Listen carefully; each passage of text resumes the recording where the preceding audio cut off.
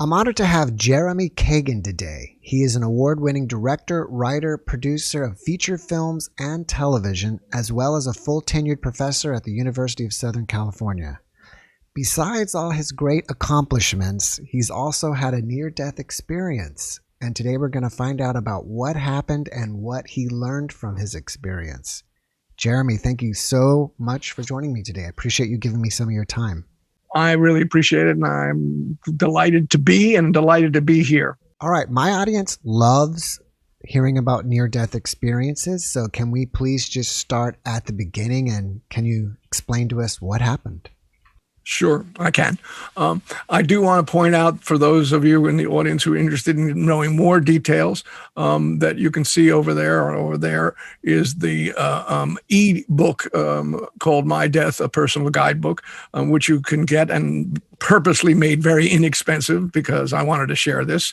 I'm also an illustrator, a caricaturist. You're seeing a character of me over here, right near the end of, actually the very end of the experience, which I'll share.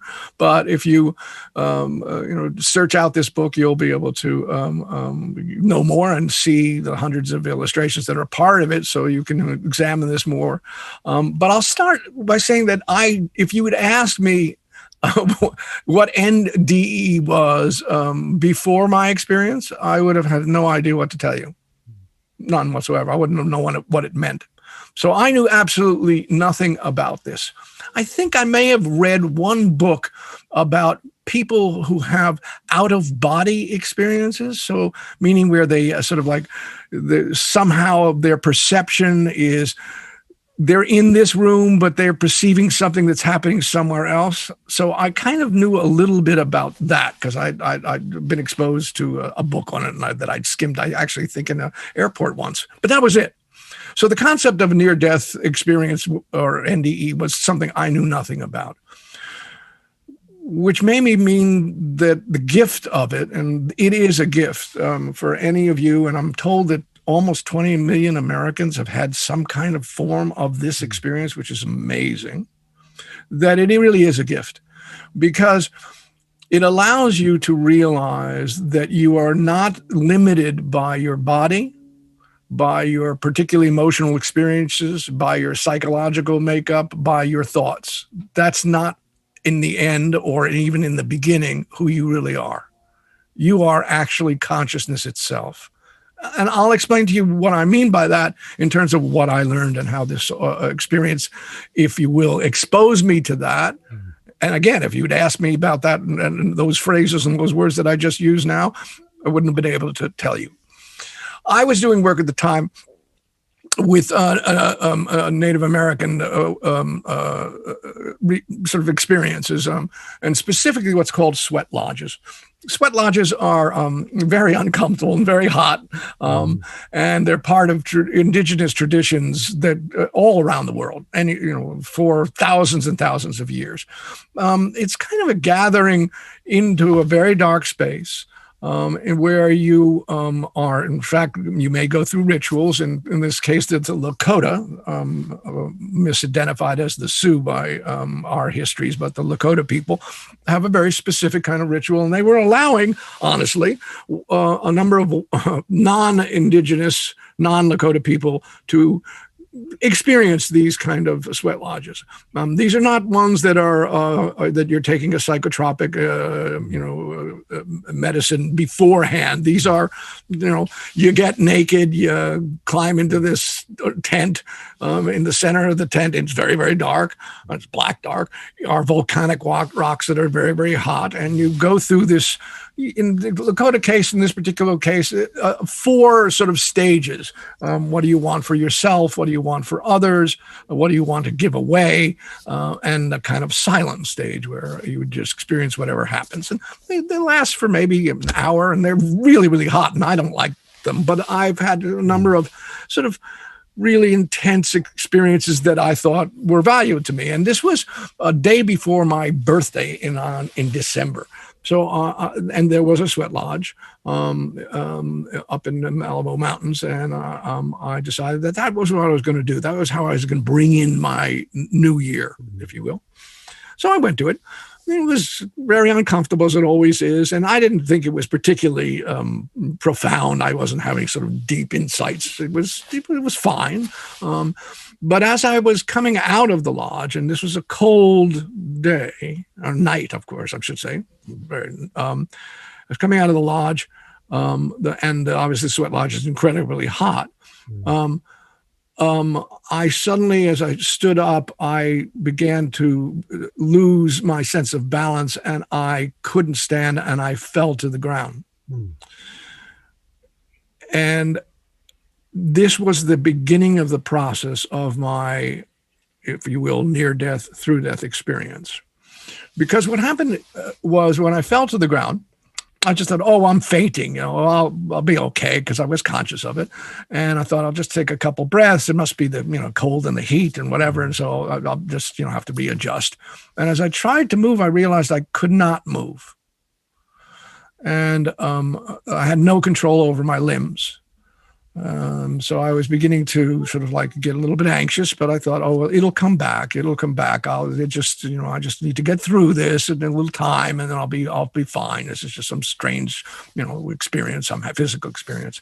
But then I suddenly began to realize other things were happening. I couldn't really hear anymore. Sound became kind of like clickety, and there were some voices because some other people had come out, and I think what they'd seen is a fellow person in the sweat lodge faint, and I think the leader of the sweat said, "Don't worry, let him alone. He'll be okay." But I couldn't sort of hear it, and then I realized I couldn't see. My eyesight began to crumble, and everything became incredibly striated to the point I couldn't see at all. And then my entire throat began to feel like it was turning into gravel, so that my breath was becoming like sand. And I now got really, really worried. I thought, there's something seriously wrong going here. They're going to have to call paramedics. I'm going to have to be taken to a hospital because there's something really wrong with me. Right. My mind now is spinning. I have no control over my body. I have no control over. I have no ability to see or hear, and my breath is suddenly becoming, as I said, granular, almost, sort of like rock. And I think, well, tomorrow, and I'm a film director. I was directing a show at 20th Century Fox. I'm not going to show up.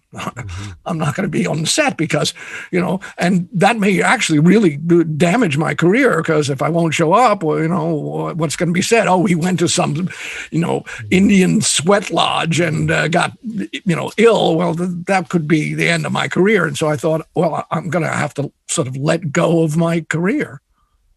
Okay, well, that occurred. And then I suddenly thought, I can't communicate. They're going to take me to some place. I'm going to be put in some room.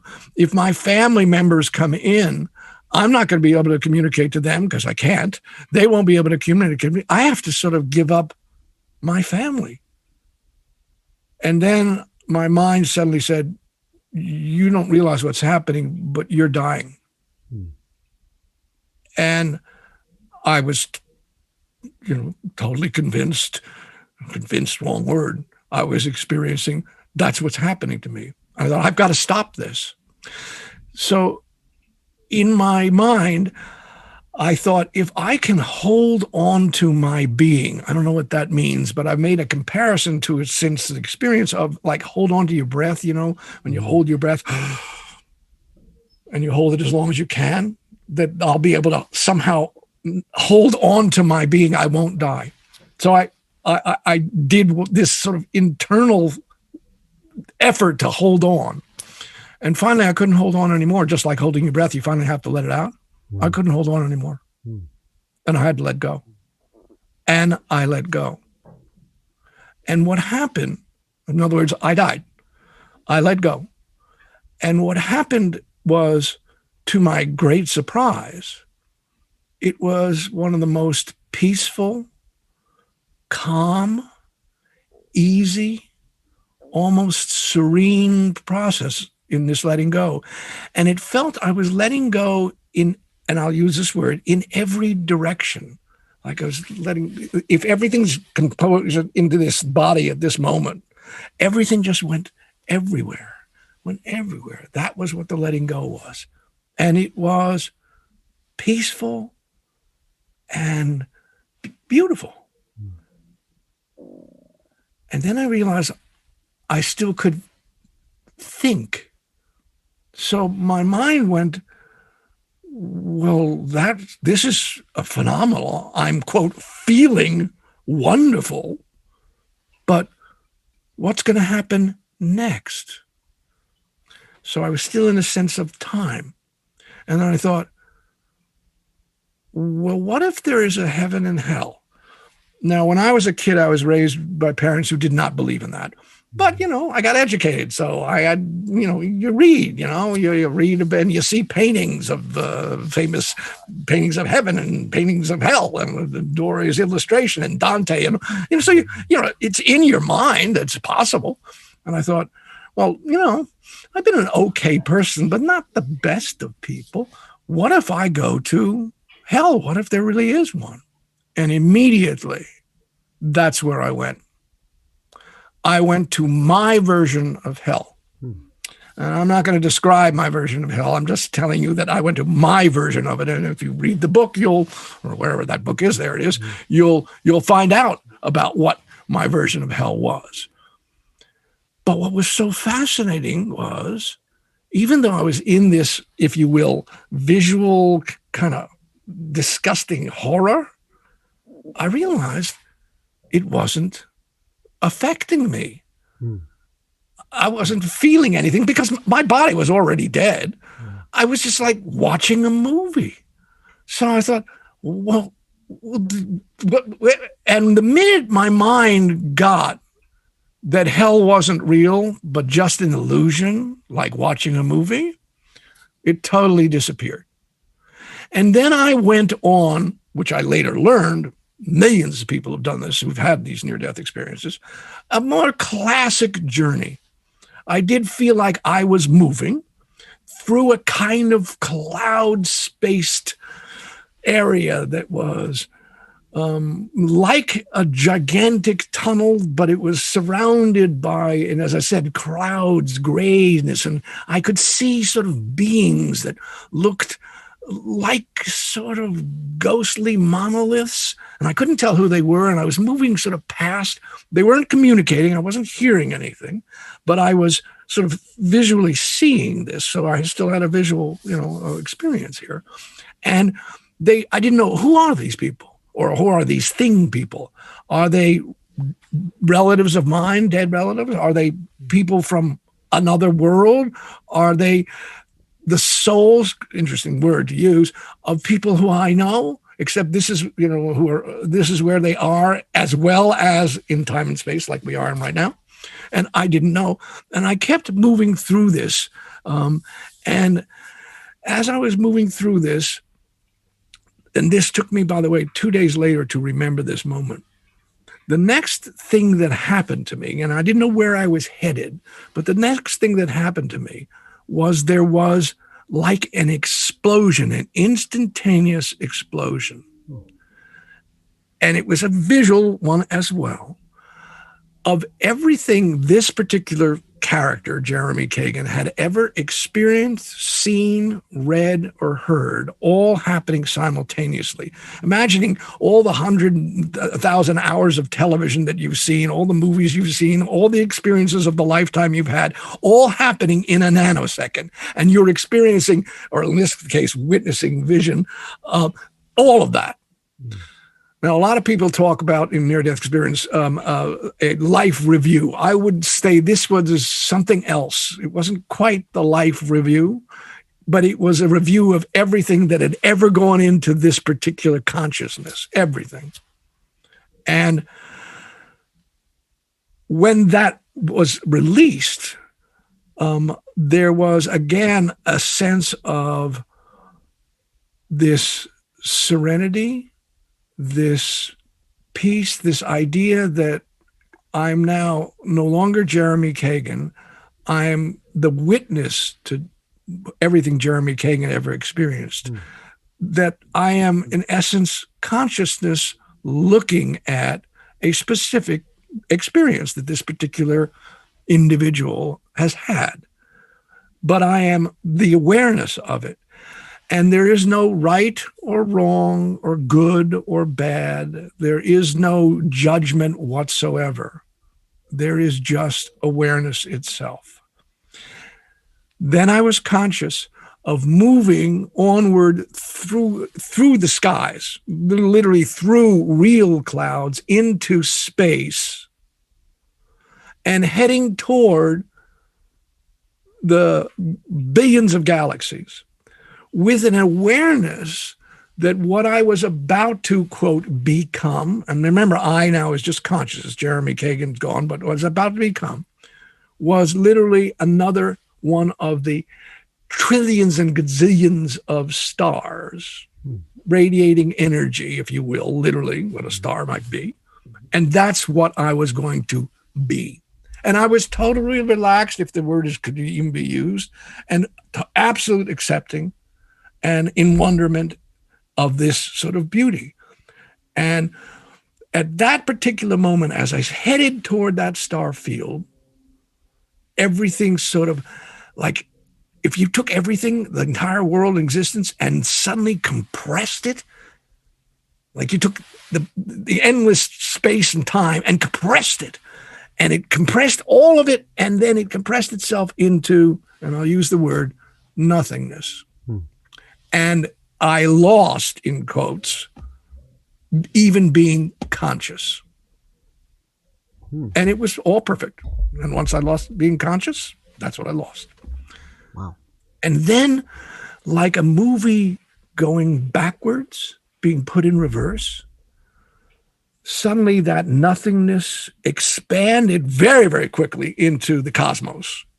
And I, or consciousness, this particular one, started to head through the cosmos, past the planets, and literally was I was passing Jupiter and Mars. I was passing through them, heading toward Earth, which I visually now could see. I don't know what I was except consciousness.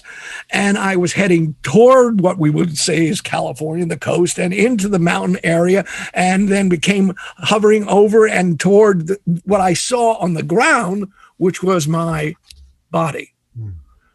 And I headed into it and entered my body. At which point I was aware that I was back in Jeremy, and I could breathe. I could hardly see now. Again, that same seeing, but I could begin to hear, and there's striated vision like this, but I could begin to hear, and I started to sort of move a little bit, and I realized I was cold. Now, what they'd done is they put my clothes on top of me, but it was still night and cold. And I started to move, and I began to move like a little toddler, like a little baby where you can, sort of move like this. And I tried to, put my arm through clothing, and I ended up putting my arm through my pants leg. I mean, I was just sort of like a baby trying to, get things working right in our time and space. And I finally was able to do that, sort of put this clothes on. There was a fire that was outside that has to do with the sweat lodge process in a big pit. And I crawled over to it, and I threw my legs across it. There's me doing that, and felt the heat and felt the warmth, and had around me, and that's what this image cartoon is indicating, a just sense of absolute wonder and absolute full love for everything, everyone, love for the cold, love for the night, love for the mountains, love for the ground, love for gravity, love for sight, love for hearing, love for being in a body, love for being able to sort of be aware within this body, and love for, there were a number of the people that were still there from the lodge. Some had been very concerned with us. Love for all of them, absolute, the fullest, and I must say, the most I've ever experienced, where it was total love for everything and everyone. And that was, in fact, the major sort of gift that I try to return to in terms of that attitude, which has been very, very difficult because, soon as I was driving home, which was, hours later, able to drive, is still radiating this. But my sense of judgment of what's good and what's bad started to return. And I came back to the way we all are mostly, which is that, there are moments when we're frustrated and moments when you find someone has really done something wrong. And it really annoys us to the point of, anger and rage or whatever. Or, I return to sort of the regular struggle that we have as humans, but I had the experience of knowing what absolute love is. That was the major gift of this, if you will, through death experience. Mm-hmm. And then, of course, I have the knowledge now that we are not limited to the individual that we sort of are invested in. We are so much more than that. Mm. You have an amazing story. I don't even know where to start because I have so many questions. But I love how you kept kind of saying over and over about letting go. Do you think that's something that everybody experiences, having trouble letting go? Or do you think that was possible, a lesson that you needed to learn? I think there's no question it's a lesson that I still need to learn.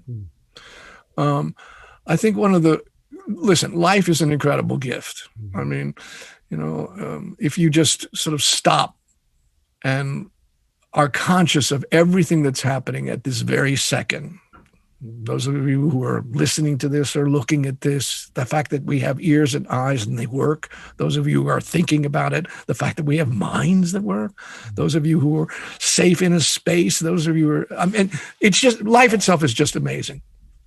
And oftentimes I don't appreciate that because I want something that I don't have. And to let go of that want and to accept what in fact is, that's a challenge. But that's also the truth.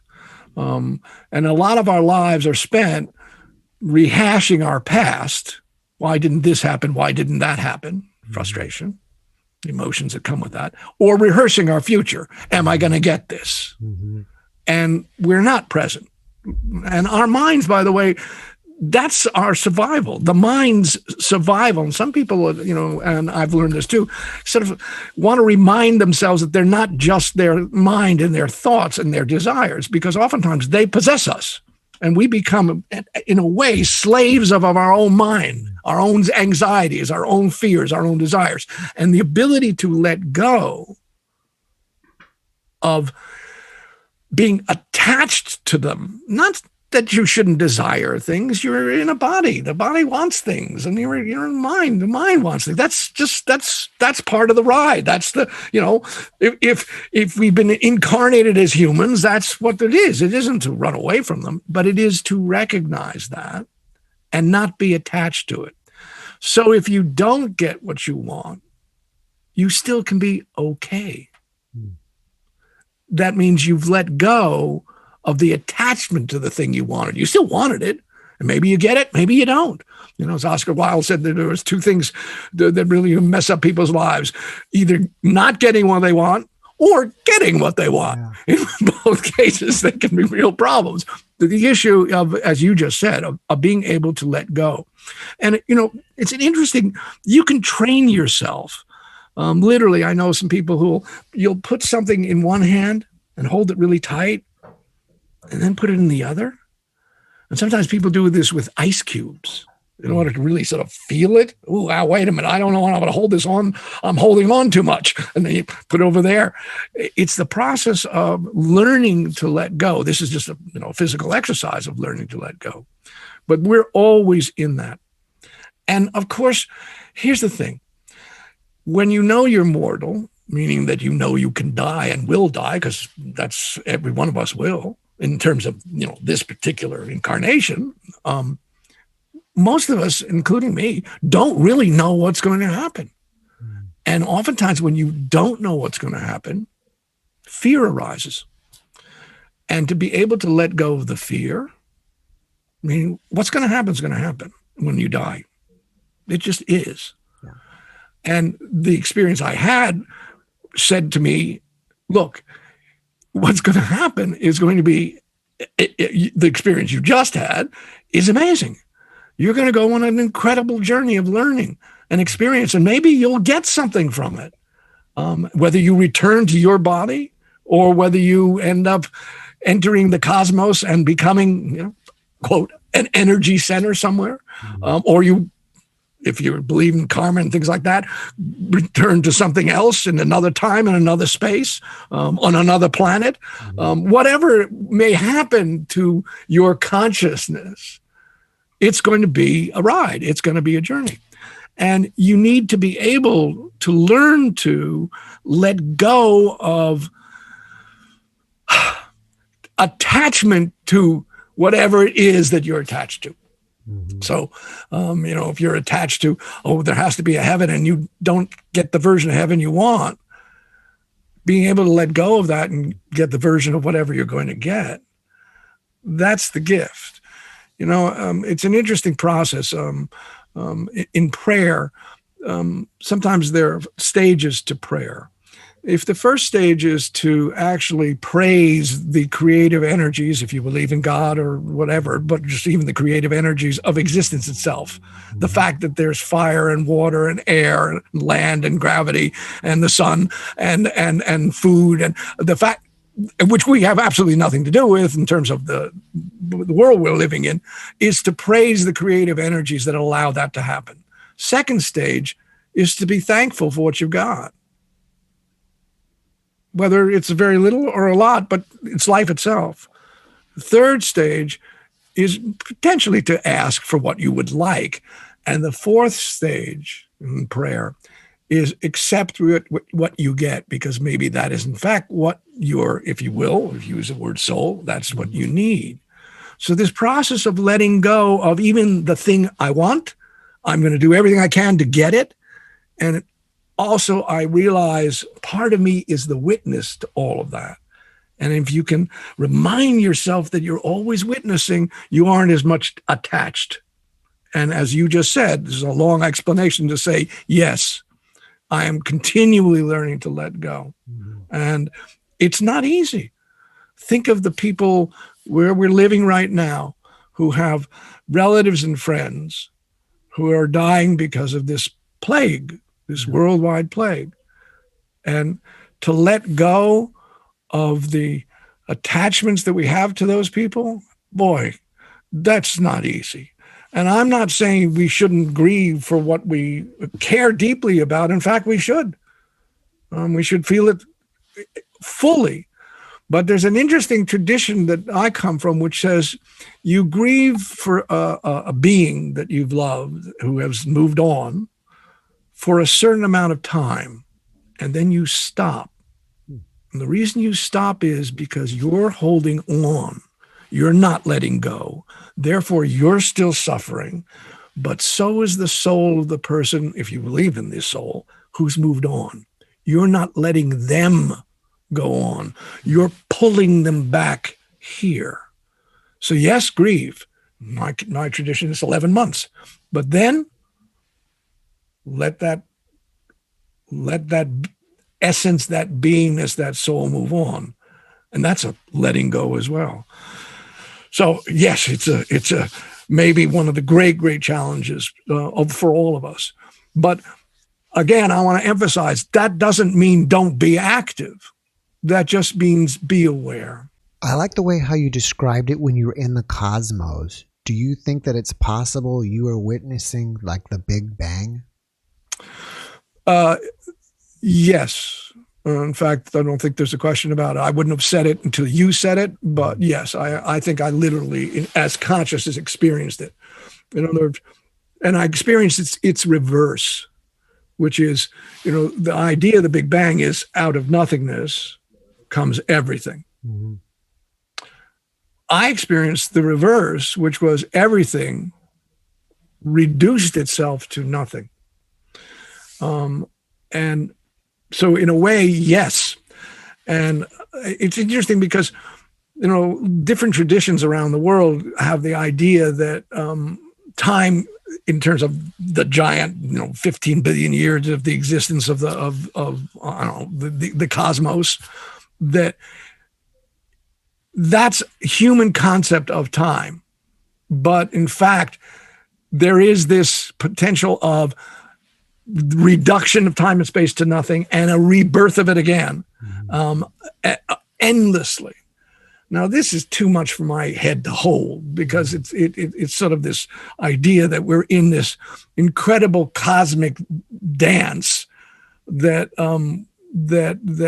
doesn't make sense when you want to hold on and when you want logic and the mind to, quote, understand everything. What do you mean? There's many big bangs? That doesn't make any sense. It's hard enough to hold on to the idea of out of nothing comes everything. Now you're telling me it all reduces itself back to nothing and then does it again? Maybe. Yeah. It's interesting, because as you said that, I started thinking most people describe or explain that when they're in their near-death experience, time doesn't exist anymore. And we're always measuring, and even science is measuring this big bang in time. Okay, it's like, I don't know, the universe is 10 billion years old or something. But if you get outside of that, then okay, well, they're coming back and forth, and there's really no time involved with the creation of everything. Yeah. Yeah, I think that's that's very well spoken. The issue is, as my companion, she's teaching me years ago, the form we're in is very, very dense. And because of its sort of, if you will, the form, it's difficult for us to realize that things like space and time may, in fact, on another, quote, level, words become difficult because level suggest another space, but on another level do not exist, at least the way we perceive them. And there's no question in the experience that I had. I mean, I thought it went on for ever. The people who were observing me and said it was for about 45 minutes before I sort of came out of whatever space I was in. Right after, so the issue of, and in the experience itself, time disappeared as well as space. But there was still, as you heard, there were still things that, quote, were visual. And other people who have near-death experiences oftentimes talk about what they hear. And other people obviously actually encounter other beings in their near-death experiences. As I said, I saw other, quote, beingnesses, but I didn't have a conversation with any of those. And I didn't get that common thing you hear from other near-death experiences where somehow you're told you are supposed to return, and then you return. Because the point is that, and this is confirmed by almost 99% of the people who have these experiences. They are absolutely some of the most profound and wonderful experiences that people have in their, quote, lives. That was the best. And while they're having this experience, they didn't want to, quote, come back, because the peace and serenity and ease and delight, these are all positive words to try to describe something that's almost indescribable, are so powerful that why would you want to return? Who wants to come back to this? Except when you do come back to it and realize that you have the possibility of experiencing love for it, then you can say, oh, well, then it's totally worth coming back to. But so that there is an end of sort of time and space. By the way, when I finished, because I want to regard the letting go image for a second. When I finished or came back from the experience, obviously, the next days and weeks, I was totally, what happened? What was I supposed to learn? I was just, and I started reading, and I began to meet people. I met some spiritual leaders in our communities here, and asked them about it. And some people would say, "Listen, when you go back, would you look for my brother?" I mean, it got sort of bizarre, and I'm sort of going through this, and then I meet this guy who survived the Nazis. And he was also, when he was young, also a polio victim. You can imagine trying, crutches, surviving the Nazis during World War II. He became a spiritual leader and quite a brilliant guy. And I told him my story and all the rest. And I said, what am I supposed to get of it? And he said, you know what you should do? You should meditate on a feather. Now, first of all, I wasn't good and still not good at meditating, even all these years later, even though, because my mind is a very busy mind. And it's hard to make it calm. It's hard to let go of thought. For me, meditate on a feather. What? A feather? Why a feather? And I was thinking, and this guy looked at me with a smile and said, lighten up. Now, I realize on the level of lighten up, there's a lot of, there's me in my past lighting up. There's also letting go, not being weighed down by thoughts and possessions. And I did a lot of research into flying and feathers themselves, which it's an interesting thing about a feather, which I didn't know, but a feather is actually dead in the sense of it doesn't have the life energy movement of the bird that has the feather. That part, it's like our fingernails in a way. It's our fingernails will grow and obviously feathered, but it essentially doesn't have, quote, life in it. And it's air moves through it. It's not solid. It's when you look at it and investigate it, it's a bunch of interlinking things that there's almost as much space in between the interlinking things as the links themselves. And yet it allows for flight. Now, wouldn't it be great if we all had wings and could fly? And maybe that's the next space that some of us will go to, where we'll have wings and have our brains and have consciousness. But the point was, that's part of letting go. Lighten up. Even in the midst of horror, don't let the horror overwhelm you. Know that you're observing it. When you read the stories of martyrs every now and then, and you think these people are being tortured, but their belief and their awareness is so profound that they know they're not their bodies. And the torture isn't working because they're beyond that, even when that body dies. So letting go, yeah. You mentioned that they put clothes on you when you were laying down outside. Did anybody ever tell you, like, what happened to you physically? Like, hey, I just saw you outside. We took your pulse. You were dead. Or what did they tell you what was going on with you on Earth? Yes. The people, right before I sort of lost vision and hearing, someone did take my pulse. I remember, a finger being put over here. And I was told that my body was in sort of movement, not spasms, but when people look at it, it would move every now and then. So when you sort of say scientifically what happened, well, I wasn't one of these people who the baseline in the sense of if you put an EKG on some people, they declare dead and then they come back and they would repeat some experiences, obviously very, very similar to what I'm describing. So, did I have, was I actually literally dead?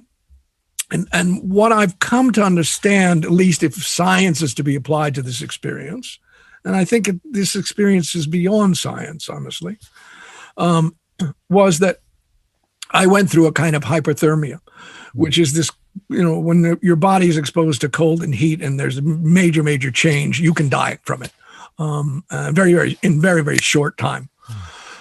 And I think what happened is, in terms of time, I think that in maybe for 5 or 10 seconds, maybe for a minute, I have no idea, that I went through a hypothermic experience in which, in fact, if I had been in a hospital, somebody might have said, this guy's dying. Now, as I said, it was a 45-minute experience looked at from our time and space.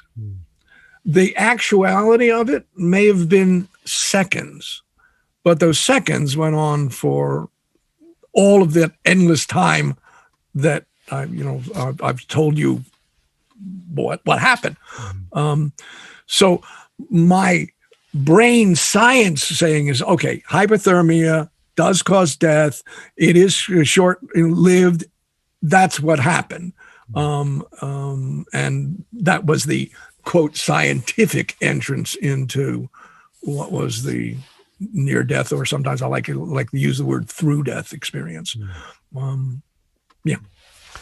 I'm not really clear. So when you say 45 minutes, were you saying that you felt like your experience was 45 minutes, or you were laying out in the cold for 45 minutes? No, I'm saying from the people who were there observing this body that was on the ground, that before I was able to again move and come back to the fire, that was about 45 minutes.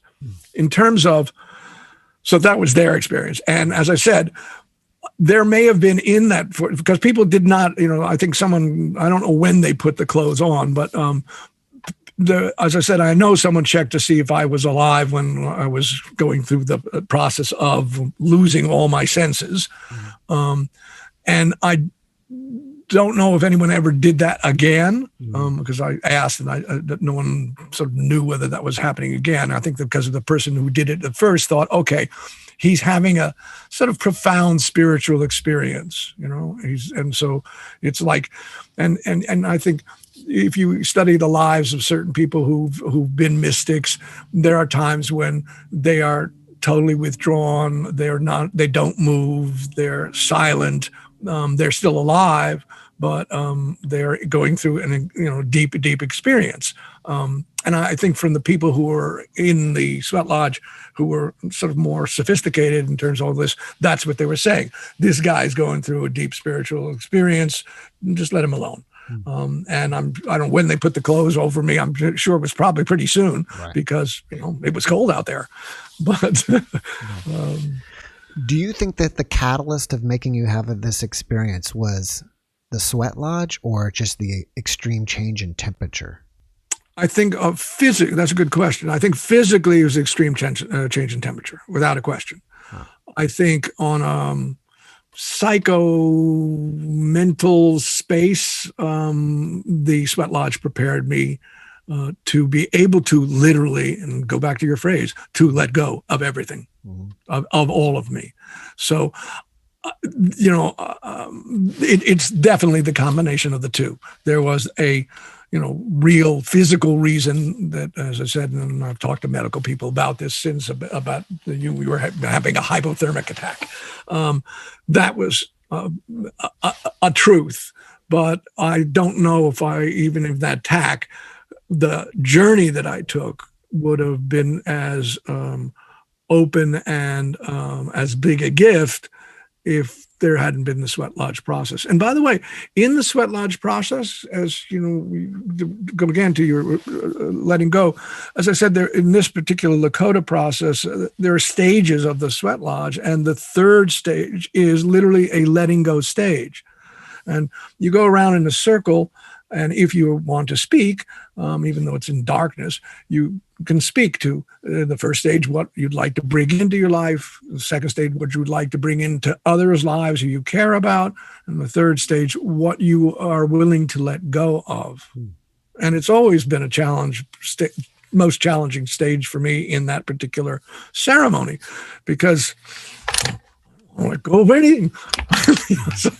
so and some people have to let really are honest. I need to let go of my wanting power.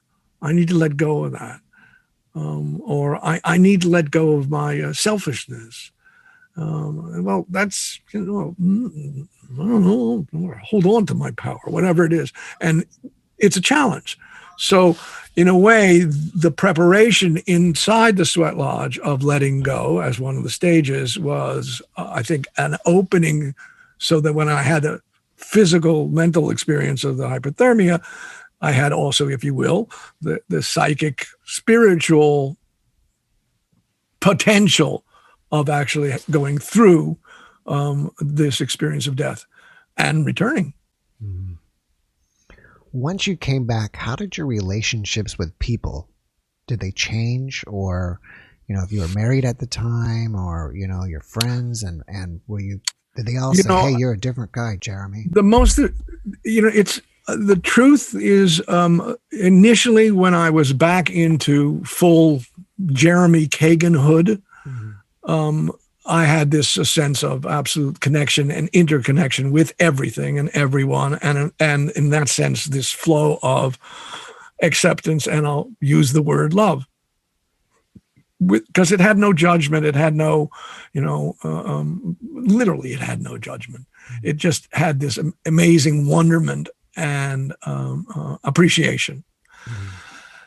When I got home and I drove home and got into bed with my wife, I hardly could sleep. I was just, radiating. And when I went to the set the next morning, because I did show up as the director on this particular show, I was just, a couple of people came up and said, "Jesus, Jeremy, you're like beaming." What's going on? And I didn't explain what was going on, but I just felt this amazing sort of wonderment and acceptance and excitement about just being. Over time and the days, I could see my judgment process return, and so and one of the reasons why I'm grateful to you to be retelling this story is because I constantly need to remind myself about how remarkable it is to be alive, and open my heart.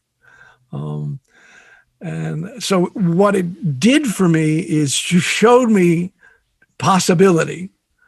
It gave me experience, and I oftentimes have to be revived. I have to go back. I have to remind myself, because in particular the time we're living in, I'll get into fear. I'll get into anger. I'll get into frustration. I'll get into serious judgment of others. And I need to be reminded, yes, this is a rough ride, and it's a remarkable ride. And so that's where I would say the truth of it. I'm sure on some levels, I don't know, because at first I didn't, within the first year or so, I was wondering, has this changed me at all? Am I at all different?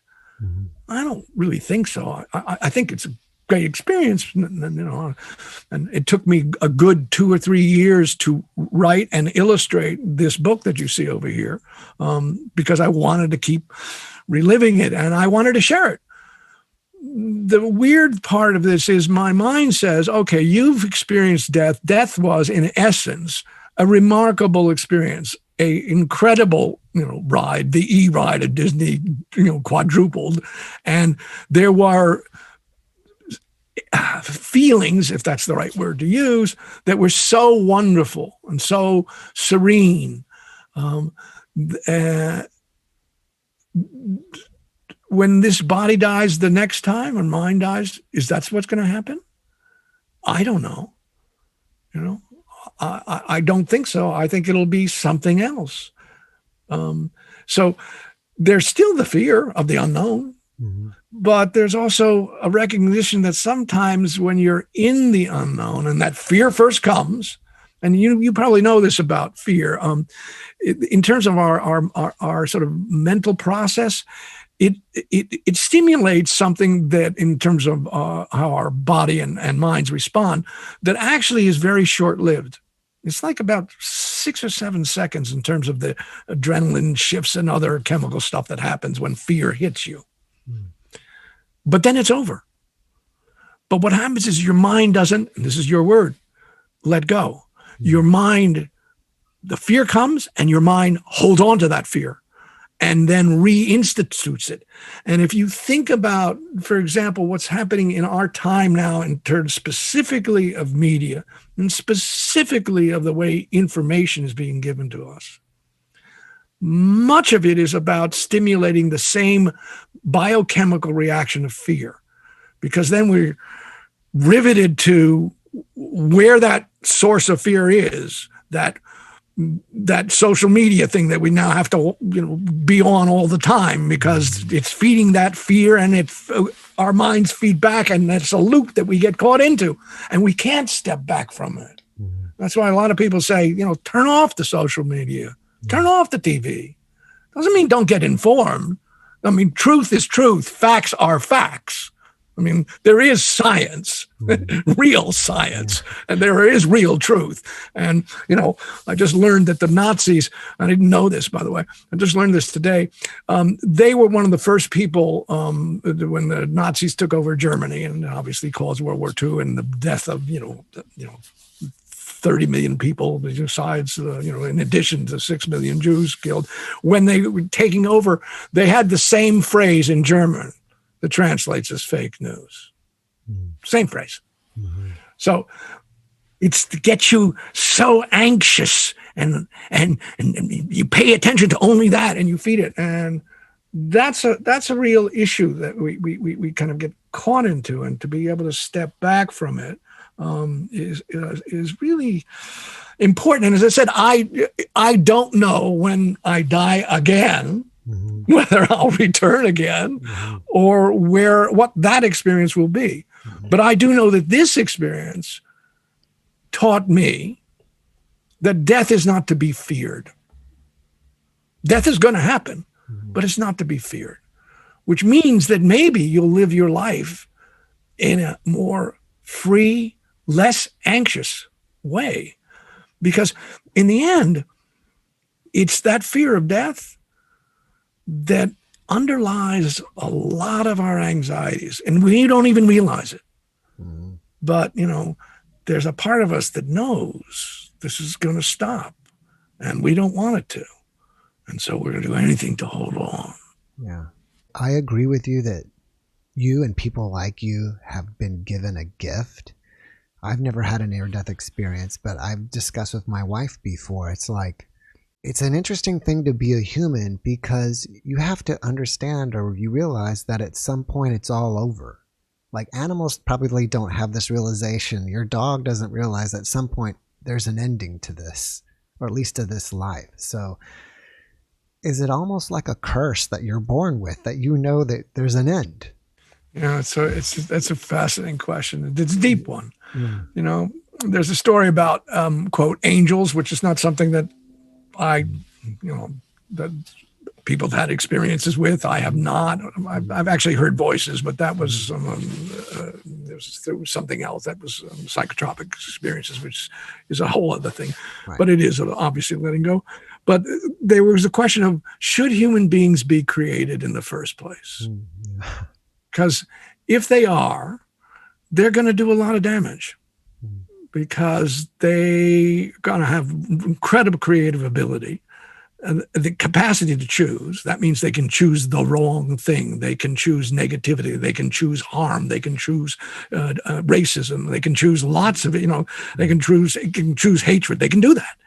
And all of that comes from horrid histories of what humans do to each other, and now are doing to the planet itself. So should humans even be created? And the other angels argued, yes, they will do all this negative stuff, but they also do incredible positive stuff. They will also create beauty. They will also have compassion. They will also have the capacity to truly unite and recognize their interconnectedness. They can do that. And the mind to be able to do that. And then that becomes the great question. What do we choose? So I think it is clearly a challenge to be human. And I guess the real part of it is to be human, because that means you are at least extending yourself to recognize that others are you. When you look at another, you actually see yourself. Now, that's really difficult for a lot of us. But if we can realize we can do that, which we can, then the possibilities of what we can do are astounding. And in many cases, we have. We've as a group, as a species. I was just thinking that when you said that, I was thinking about elephants, because elephants, at least from our perception, mourn the death of a fellow creature. And as a herd, they will come to where another elephant has died maybe years before, and you'll see them do a kind of ritual. So there's an awareness level of other species that oftentimes we don't appreciate. So, and some people who are very close to the four-leggeds will tell you they know what's going on. They even know how to die, and let go. And there's so much to be learned from them. Biomimicry, you may know this, is science that says if you study nature and other creatures, both plants and animals, they oftentimes can teach us how to make our lives better. Example, the design of lots and lots of moving vehicles is copied from the designs of certain animals and birds. Even the wings of certain airplanes now have the same kind of, if you will, bumps on them that humpback whales have, because it makes for much smoother motion through something. So we're literally learning from the animal. So I have a feeling we need to sort of understand the relationships. And if we do, then we won't feel so much the curse and the isolation.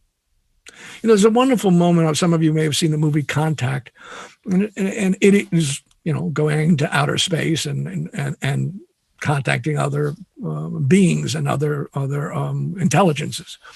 And there's a moment when one of these beings is talking to our heroine, and he says, we see you. This is other, intelligences from other spaces, and I just want to say spaces because I don't want to use the word planet because that's too limited. Because there's sort of, there's an idea of what's called multiverses, which is we live in this universe, but it's not, like my experience, it's not limited to our time and space conceptions. There are other levels that we can experience but don't have the logic that our minds will have. And so this being is saying to our heroine, he said, "You're a remarkable species." This is Carl Sagan's writing. On one way, you're so creative and you have such possibilities, and you have such terrors. And that's the challenge for us, to recognize one of the terrors is our own death, that it's not so bad. And the other thing is to recognize that since we can choose, and oftentimes choose poorly, that we can rectify that. We can make a new choice, because that's the gift of being a human. I know you didn't say this, but maybe you've noticed it and questioned it, and maybe not. But since you came back, is it possible that you had any abilities like intuition or seeing events happen before they unfold or anything like that? I would not say I'm really aware of that. I know that many people who have near-death experiences have profound changes in their lives, literally do change their lives and do something different, act in a different way. That's not what happened for me, except the ability to recognize openings, like, I'll use a metaphor. A door opens, and my willingness to step through the door, rather than the fear of, I don't know what's on the other side, so I'm not going to go there. That definitely has been a truth over my life since this. So on a way that I'm not as aware of that other people are aware of when they have these experiences, I would say that that's the realization there's a possibility here and the willingness to step into it, even though it's unknown. That's definitely something that's been true for me over the last, 2 decades. So I would say that, in a way that's subtle, yes. I mean, I've always been a creative person, meaning that that's what I do. And I think on some levels, I've always been into the idea of sharing and helping, which is what teaching can be about. So that, and I would say that in a way, these things have been. It's like a flame. They're a little hotter since, and so my creativity, in many ways, I would say, expanded. So yes, and I wouldn't immediately say, and then that's a tribute to the fact that you had a near-death experience, and now no, it's not like now I can play the violin where I couldn't play it before. Right. But I do play the clarinet and still play it and play in a band. And I draw all the time, and I've been painting and drawing and obviously making movies. So there's something happened, but I wouldn't be able to say, like some people have been able to say, this quote changed me forever. I would say it's much subtler than that. Fair enough. I mean, that makes a lot of sense. All right. We've seen your book there, the entire podcast. If someone wants to get it, how do they get it? Is it on Amazon? Just really easy. If you literally type in on your computer, My Death, a Personal Guidebook, and put my name on it, Jeremy Kagan, or just My Death, a Personal Guidebook, it'll come up. It comes up right away. And it's available through Amazon, and the publishing house is Balboa. And by the way, I wasn't kidding. It costs all of $3. Oh, yeah. That's a great price. I know I should have priced it at $50 because it was definitely a rich experience, but I want to share it. And I'm lucky enough because of these other things that I've done and do in my life that I don't have to rely on the money that might come from that. Yeah. So, but yes, it's very easy. If you just type in My Death, a Personal Guidebook, Jeremy Kagan will come right up and you'll see where you can get it. And I think it's on Kindle and I know it's on Kindle as well as, in fact, I'm sorry, that is the way you get it because it's an e-textbook, textbook. It's an e-book. And the reason it's an e-book is because there are hundreds of illustrations. It's interesting because when I wrote it and rewrote it and rewrote it and rewrote it because I wanted to be able to tell it so that I could help other people with our own fears of our own mortality. That's why I wrote it, to help that the possibility is this can be a profoundly expansive experience, and a positive one. Then I realized that I wasn't communicating the way I communicate, and I started to illustrate it. And when I did these colors illustration, the style of them is like what you see over here with when my beard was dark, then putting that together made it something I think that really is enjoyable and has lots of levels to it. And the only way to really make that accessible so that people could afford it was to do it as an ebook, because these are color illustrations. And if it were printed, then it would have had to been expensive. And that's not. I want to share the story. I want to share the possibilities. And if I can lessen the fear even a little bit for anybody of what we're all going to experience, then it's been a good thing to put out there. There's a line that says, one who dies before they die, when they die, they don't die. I like that. Do you have any other projects that you're working on right now that you would like us to know about? Well, I would like, particularly because of the time we're living in, I'd like you to be aware and I'd like you to see the movie that I finished it's almost now 2 years, called Shot. That's S-H-O-T, Shot. Why I would like you to see it is because it's a movie. It's about what happens. Noah Wiley, many of you I'm sure know him, is the star. It's an amazing performance, but it's a movie in real time at what happens if any of us got shot. And in this case, not intentionally. It was being the wrong place at the wrong time, but it happened. And I wanted us to experience this because movies, and I've done this in lots of my movies and television shows, shot lots of people, but they are not conscious of making us conscious of what it really means. And one of the worst parts of it is not people who get shot and killed, but oftentimes people get shot and then the rest of their lives, they're suffering from what that has done to them physically as well as psychologically. And I wanted us to experience it because, we are a gun-obsessed culture. We have been. If you compare the number of guns that we have versus the number of guns there anywhere else in the world, you can compare the number of gun deaths that we have every year. We're talking about over 100,000 compared to, you take 20 other countries around the world and stuff them together, and we still will triple the amount of deaths by guns. Suicide, by guns is horrific. And we need to be more conscious so we can make choices that are not about killing each other. And so if I would rather say right now,